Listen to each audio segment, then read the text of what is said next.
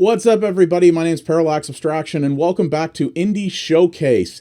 This is a rather interesting one that kind of came out of nowhere on my radar recently, and I've actually been having a good amount of fun with it, and I definitely wanted to show it off. This is called Dead End Job. It's another release from German publisher HeadUp, which has quickly become an indie publisher that I'm always very interested in what they put out. They put out a lot of varied, different, interesting stuff. And, well, this is, as you can see here, this says it merges the action of a procedurally generated twin-stick shooter with the iconic look of a 90s cartoon. If I was going to equate this to anything, I would say it would probably be Luigi's Mansion meets Binding of Isaac. Yeah, I know, you'll see. The other thing I really like about HeadUp is that they put their games everywhere they can, which I've always been very appreciative of. As you can see, this is available now on basically everything. It's even on Apple Arcade, it's on all the consoles, it's on PC, it's on Mac. You can get this just about anywhere you like, and I really love the fact that they do that here. The PC version is $17 US, which actually converts very nicely to 19 Canadian. They gave us a nice break on that. I always appreciate it when publishers do that. And this game, it's a little simplistic in some ways, but in a lot of ways I really enjoy it as well. And some of that comes down to its really awesome sense of style. Also has drop-in, drop-out co-op, which I will not be showing off here, but that's always a really, really nice feature. So, all right, let's get right into this here, and I'm going to show you guys what this is about, because I put a decent amount of time into this so far, and I've been having a really good time with it.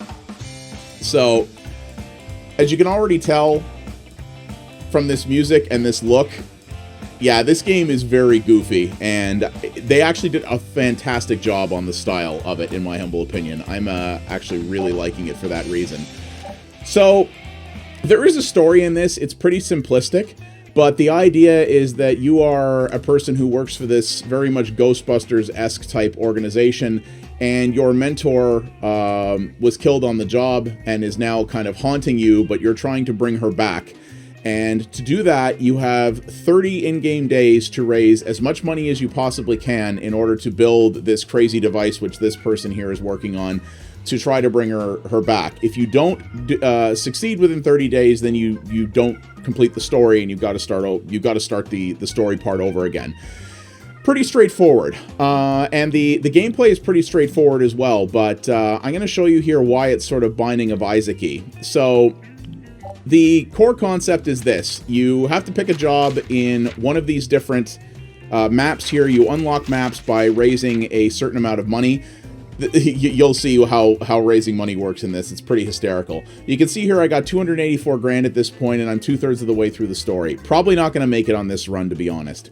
Now, what's interesting about this as well, though, is even though this is kind of a goofy twin-stick game, it also has roguelite elements in it, but only to a certain point. Obviously, the story has a finite end, as you've seen here, but I'm going to show you guys the other way this works as well. So we're going to pick this. All the missions have these really goofy names as well, which I really like, that are fitting to the area. And as you can see, the art style is very colorful, very cartoony. The characters are ridiculous. The music, I think, is great. And just the overall presentation of this is top-notch. Now, so you're going to see what this is. This is a twin-stick shooter. I am playing this with a controller. This does play with a keyboard and mouse. They actually did a very good implementation of that, except for one little problem that I would love to see them patch, which is that these guys forgot that a lot of people have two monitors these days, especially content creators. So this game does not lock the cursor to your monitor, so I was frequently swapping it out by accidentally moving the cursor too far to the left. Drives me nuts, that. So, yeah, I'm playing with a controller, but it does play fine with a controller, and obviously this is on all the consoles as well, so it kind of makes sense, right? So, you're seeing the idea here. You gotta shoot ghosts until they get weak, and then pull them up with a vacuum cleaner. That might sound a little familiar, right? Yeah, a little bit. I think it's safe to say that this game wears its inspiration on its sleeve a little bit. You're going through these different rooms. The one other thing I think is a bit of a bummer with this game is that the mission objective always seems to be the same, which is you're going through this environment with this map, trying to rescue trapped citizens. The way you rescue trapped citizens is find where they are on the map, take out all the monsters in that room, and they're freed. You have to do that a certain number of times before you can leave, and there are you don't have to go through every room on the map to do that, So if you are able to get through, once you've taken out or rescued all the citizens, I should say, not taken them out, you can go through other rooms in the map to level up more, as you saw that I just did here, and get more loot and items. So there is an experience system. Every time you level up, you get to pick one of 3 perks here. There aren't quite as many perks as I would have liked. A lot of them are just sort of level ups on existing ones, but they are most of them are pretty helpful, though there are a couple in here that you'll see where you don't entirely know what they do, and you kind of have to figure that out. You're also collecting as much money as you can, which you get from taking out the ghosts, and also certain items in the environment can be destroyed and money will pop out of it. There's also a power-up you can unlock that will instantly blow everything up at the end of clearing a room. Yeah, this is very much like Ghostbusters in that they don't really care how much crap they destroy, and you're not held to account for that at all. So feel free to wreck everything you want, and in fact, to find stuff in them. There's money in some objects. There's also power-ups like this in some objects as well that you'll see. Now, what you can do is, in most rooms, if things are going a little hairy, you can actually choose to leave the room if you want. But if you come back, the room will reset. So you're going to have to fight all the monsters in that particular room over again. You are locked into the room where the civilians are that you have to rescue. So if you get into one of those rooms, then you're stuck in there until you complete it. You'll see here that there's a ton of items that you're picking up too. I'm going to show you when we get back to the sort of hub area, all the items there are. There's a crazy amount of stuff in this game that you can unlock. It's actually kind of amazing. That was one of the things people really liked about Binding of Isaac, was how many different items there were and how many different things there were to unlock as you kept playing. I'm going to assume, I have not found a good answer on this, since I have not gotten to the end of the 30 days, I'm going to assume that if you have to start a run over, you keep all the stuff you've unlocked. I hope that's the case, because that would be kind of frustrating if not. Now, the other thing that's interesting too is every area has new enemies in it. All the different environments have their own sort of unique enemies in them, but once you experience them for the first time, they become available in the other areas at lower levels. So you saw those little sort of eye stalk tentacle things that came up from the floor. I didn't experience those until I unlocked the first area, but now that I have, they show up in the old areas. So it keeps a little bit of variety going, which I really like as well. I think that's pretty cool. So, whoops, so I left the room there.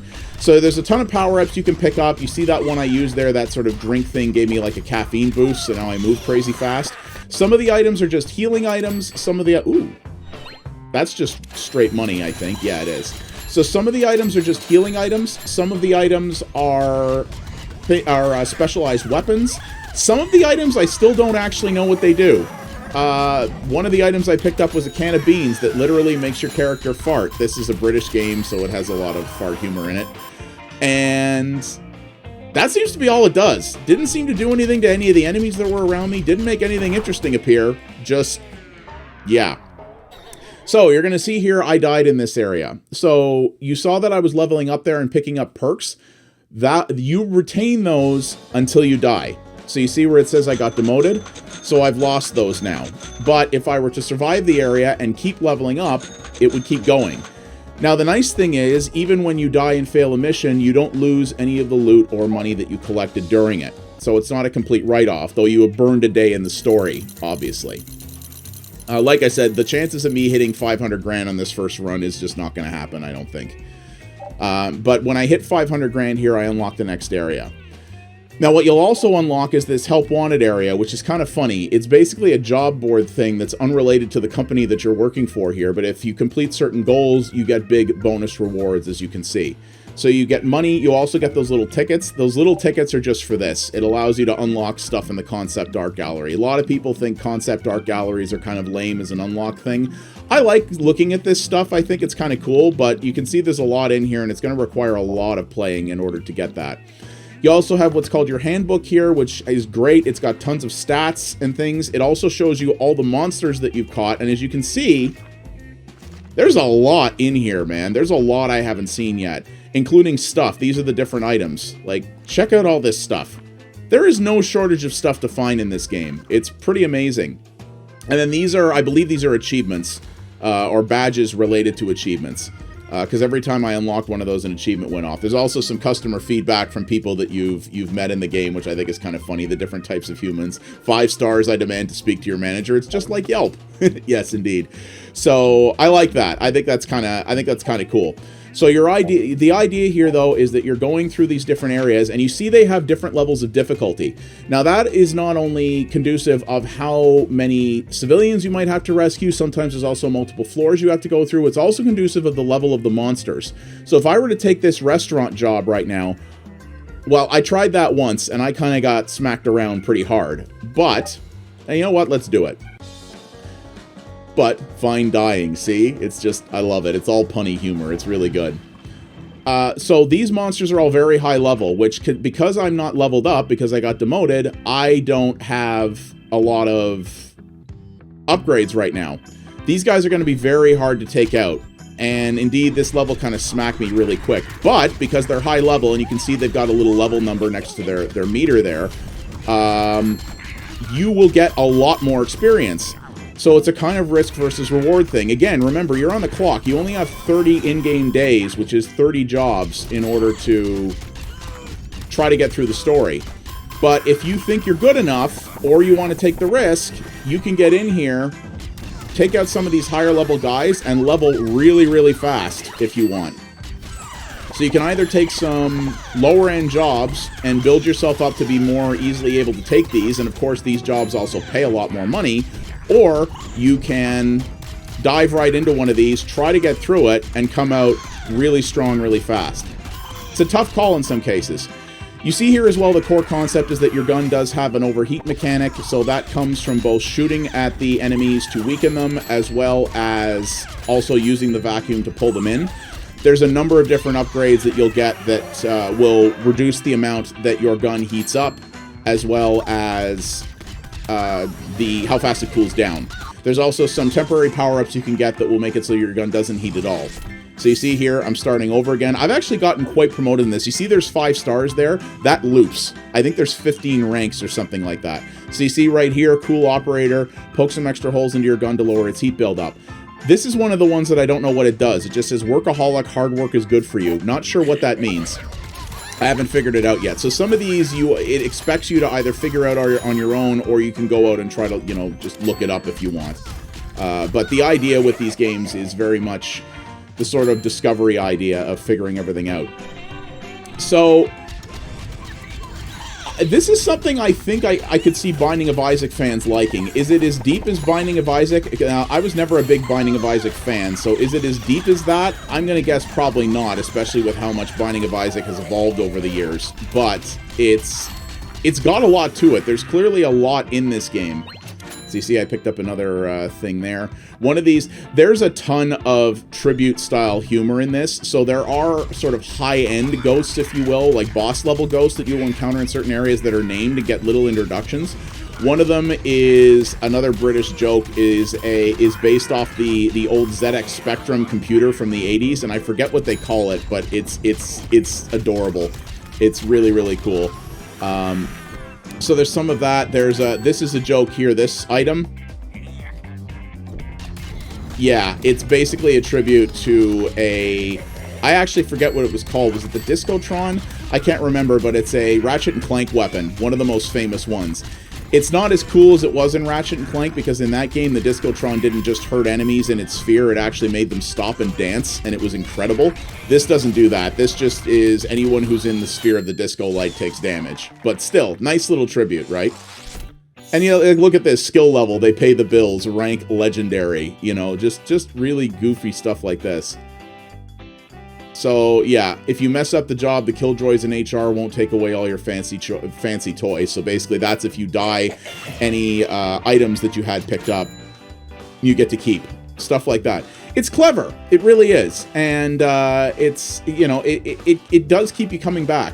I'm going to say the core gameplay in this is pretty simplistic. It's this twin-stick shooter stuff. There's not much to it. But the thing...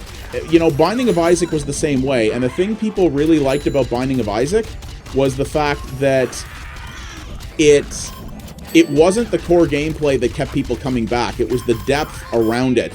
and how many different things you could unlock, and all the secrets that there were, and all the other crazy stuff like that. That is really that's what kept people in with that game. And I think that's the idea with this one too. Obviously, it's not nearly as mature in terms of its humor and visuals as that is either, so this is much more kid-friendly than Binding of Isaac is. And co-op is always a good thing, right? Doesn't have online, obviously, which, you know, would always be nice, but it's hard to implement, so... but with Steam's virtual 2-player mode, you could totally play this online with somebody if you wanted, through that way, which is one of the things I really like. I got to try that feature out recently, and if you got a good internet connection, works super well, actually. I have really been enjoying that. So that you could do that with this as well. And that's the thing, is the game itself... Let's go check out the park area. So, it's... The core gameplay mechanics of it, of walking around and shooting stuff in a twin-stick manner, is it innovative? No. It's really not that that significant.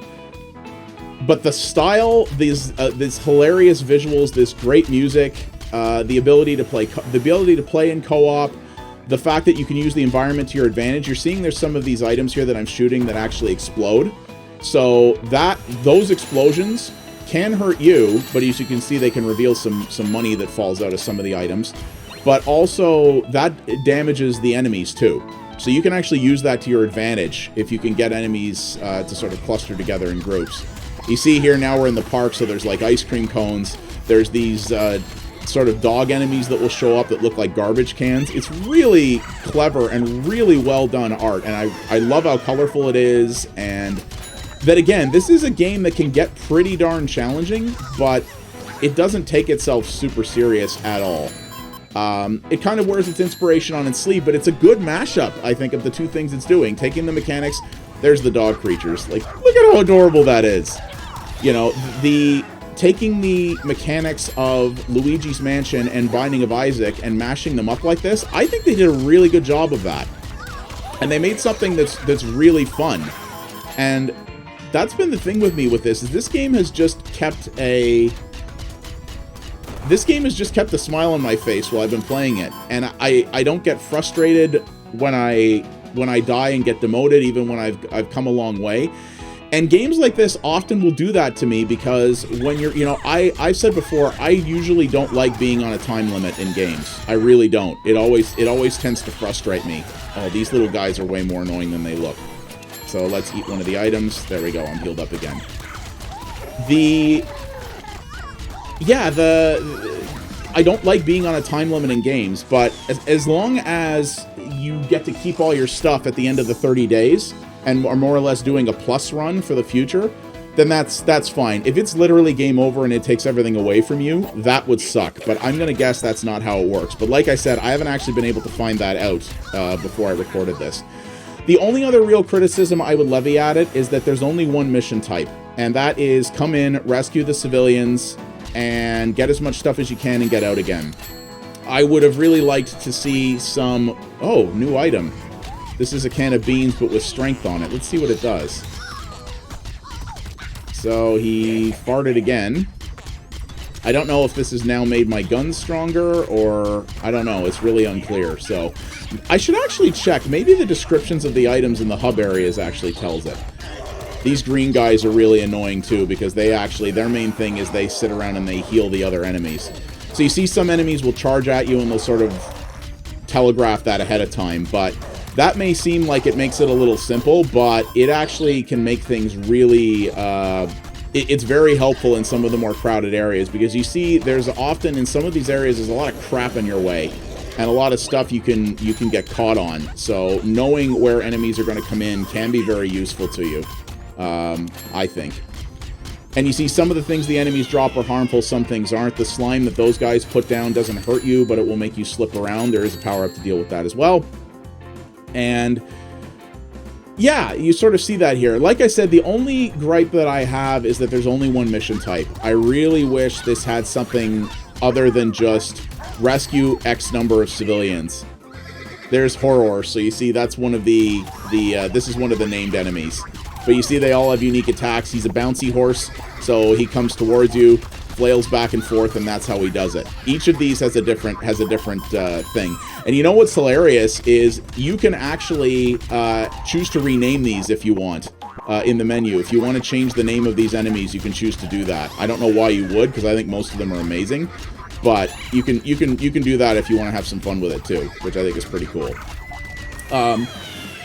Yeah, I wish there were maybe some challenges in this, just like kill X number of ghosts, or try to beat a mission under this much property damage, or something like that. The fact that every mission is go through the map, find the civilians, rescue the civilians, and then leave or stay around and get some more stuff, that's a little bit disappointing. A little bit more variety would have been kind of cool. But it hasn't detracted very much for this from me. I've been playing this for quite a while now, and I'm going to keep playing it for sure. I'm going to beat the 30-day run and see how that works. Even if it does reset everything, I probably will still keep playing it. Though, like I said, I would have liked it if it didn't do that. But I usually try to do these videos as first impressions, right? So I didn't want to get all the way through to the end necessarily. But I've been enjoying this a great deal. It is good, goofy fun. You know, it's just a game. It's not taking itself seriously. It just wants to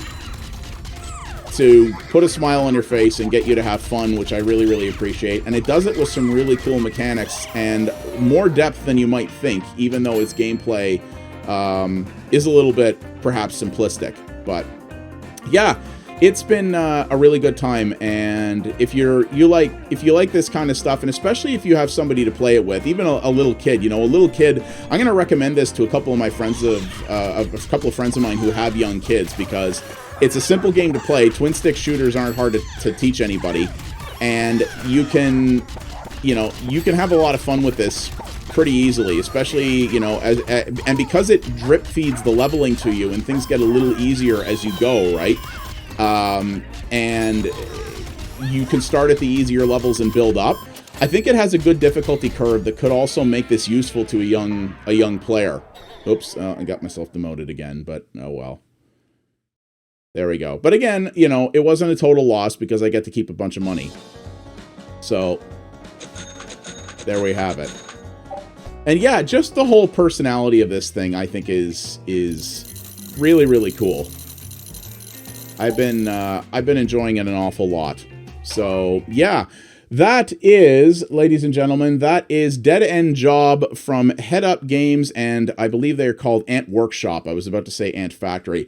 It's out on everything. It's relatively inexpensive, and it's a really good time. You know, unless you really don't like twin sticks or something like that, I highly recommend giving it a look. I have had a really good time with it. So, yeah, thank you guys for watching the latest episode of Indie Showcase. If you did enjoy this and you want to see more, please hit the subscribe button, hit the bell, and leave a thumbs up on the video. That is how it gets through YouTube's algorithm and helps it get noticed by more and more people. Drop a comment as well. Let me know what you think about games like this, if you tried it, or if there's others in the genre that you like as well. I would love to hear what you guys have to say about that. And if you want to watch a whole bunch of different variety streams, including of indie games on a regular basis, drop me a follow over at mixer.com/pxabstraction, and you'll see a whole bunch of unique stuff over there as well. So thank you guys very much for watching, and I will see you next time on the next episode of Indie Showcase. Take it easy, guys.